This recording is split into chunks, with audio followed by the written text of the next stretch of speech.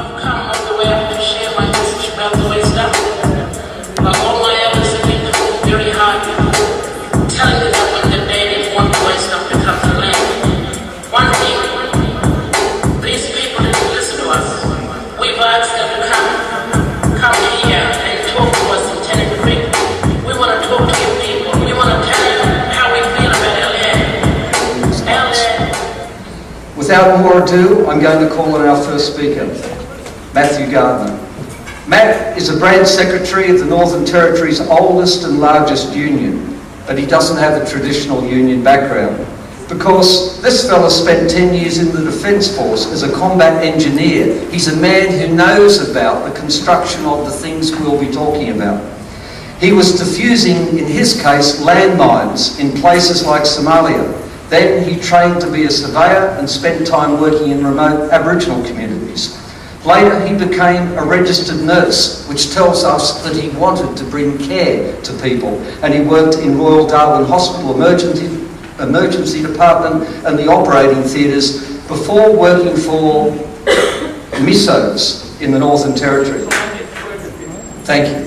He is now the secretary of a union with a very long, proud history of defending Aboriginal rights, and he works with other members of trade unions to continue this tradition. Please welcome Matthew Gardner.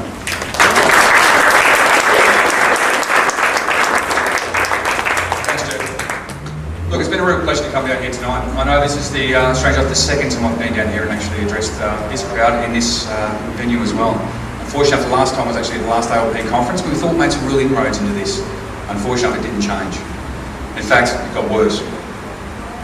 Now, I'm coming down tonight not representing my union, not representing the Trades and Labour Council, not representing the ALP, but just representing the Territorians, because I live there, my family lives there, my children live there, and they're going to be there for a lot more years to come.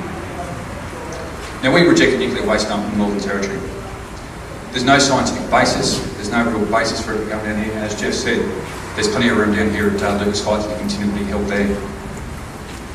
Now, the positioning of the dump was actually put on across because there was a legislative and a constitutional weakness in the Northern Territory.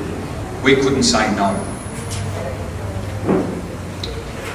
And the legislation to come in was specifically designed to target Muckaty Station.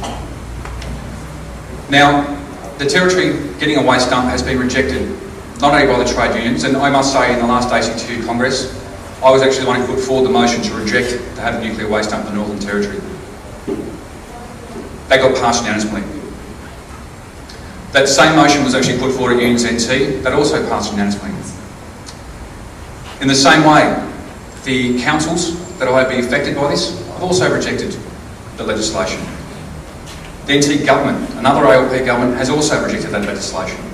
But unfortunately enough, it still continues on because the Minister, the federal government, and the Minister specifically, has targeted Muckaty and will continue to target Muckaty because of that legislative weakness. Now, one thing it's really good to see so many people down here today. Who's actually from Sydney? Hands up. Because that's fantastic. Because one of the really good things we want to see is you getting this message out to other people. Because look around, the pictures on the wall show it is in the middle of nowhere. This is someone's home. We've got to remember that this is someone's home. And you've got to remember too, there's pretty more people who live here in one suburb than the entire Northern Territory. So people in Canberra think this whole thing about, it's out there, there's no one out there, it's fine. But as I said, this is someone's home. You've got to remember too, the fight is not over. This is still an absolutely live issue for every Territorian. Because the thing is this keeps ramming home to us how we as a society are treating our own people like second-class citizens. It's an issue, not just for the people of Muckaty, all the people of Tennant Creek, all the people of the Northern Territory, but this is an issue for every single Australian. Because if someone's rights are taken away today, whose rights will it be tomorrow? Thanks very much, everyone.